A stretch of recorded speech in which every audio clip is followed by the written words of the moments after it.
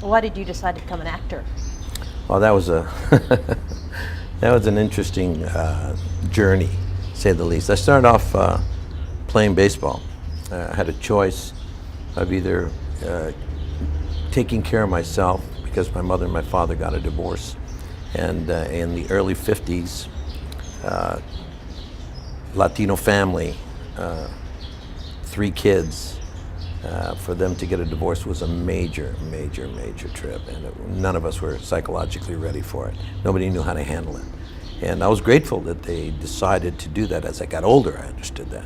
But at the moment, I was 6 years old, and I didn't quite understand it. And so I started to play baseball. That was the only way I could have grown-ups leave me alone. I had aunts and grandparents who would come up and say, "Are you okay? Are you doing all right? You want to talk?" At 6 years old, you don't really know what you want. So as long as I was throwing the ball up in the air, they would kind of like leave me alone, that I was taking care of myself. So I played with that ball every day, and pretty soon I got to be real good at it. And that led me to understand that discipline, determination, perseverance, and patience could get me to the point of understanding almost anything I wanted to understand in my life. I became a really good ball player. And my father made probably one of the most crucial enlightenments that I've ever had. He turned me on to dancing and music. He was a great dancer. My mother was too. And so when we'd go visit him in his little apartment, we'd clean his apartment on Saturdays.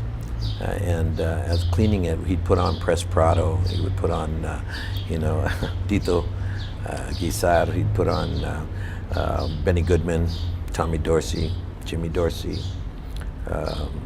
Duke Ellington. He'd put on great music, swing, salsa, Latin, and, country. He put a lot of different kind of musics on, and we would sit there and listen to Ray Charles. This is early 50s, 52, 53. And all of a sudden, I loved music and I loved dancing. And so that by the age of 10, I started to dance a lot and move a lot, and it helped me in playing baseball. And all of it started to kind of like mold together. And then one day at the age of 14, I decided to become a singer. And the year was 1960, and I started to sing rock and roll. And it was quite an experience. And I went into it the way I went into baseball. So at the age of 14, when everybody thought I was going to be a professional ball player, I was playing with Bobby Knopp and Gary Knopp, and Rick Fenton was my coach, and he used to coach some of the great California League players. California League was, well, to put it to you lightly, I was catching Eddie Roebuck and Sandy Koufax in the California League in 1959, 1960. And I was quite young, and it was really, really professional ball. And I was very young, and they kind of took care of me, but they were breeding me. They were getting me ready To be a ball player. Yeah. And but then How did I everybody stopped. react when you said you're going to be a singer? My father didn't talk to me for about 2 years. Really? Seriously. He was furious. Seriously, he was so hurt.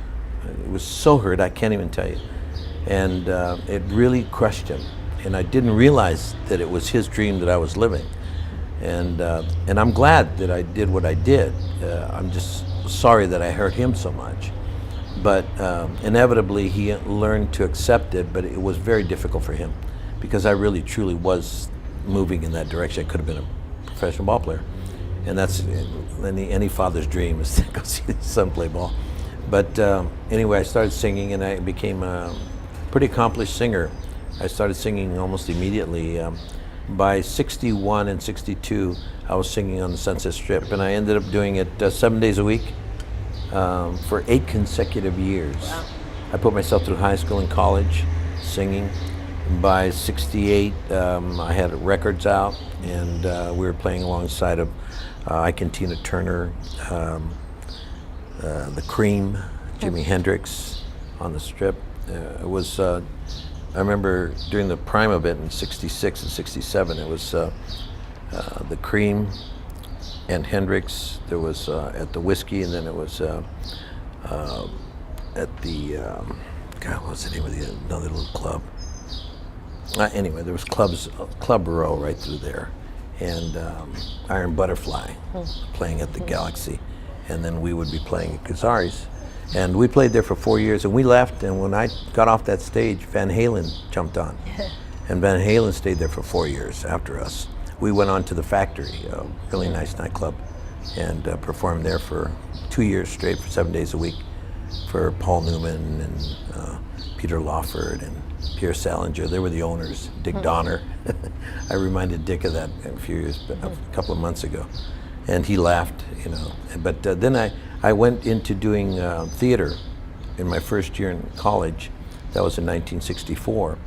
And I started doing theater and meshing together my music. And then I stepped into the actor studio here in Los Angeles and started to write music for the plays. So I ended up, I ended up working at the actor studio and writing music for. Not acting, just writing. No, at acting. And writing. Yeah, but mainly writing music and performing in the plays. And it was really a great era. And then went on to do theater pretty progressively in the early 70s. And at the same time I was producing albums. I started producing different artists, and I helped Eric Clapton on his first album with Delaney Bramlett. Delaney's second album, Motel Shot, I helped mix and final mix those albums as a producer. And then I ended up doing B.B. King Live in London with Joe Zagarino, and then went on to do Zoot Suit. And that kind of pulled it all together because it encompassed acting, it encompassed drama, it encompassed comedy, and it encompassed singing. So it all came together, and in that one character, it just exploded. And that was the first international recognition that I received doing that role on stage. And from then I went on to do motion pictures, and then I did television.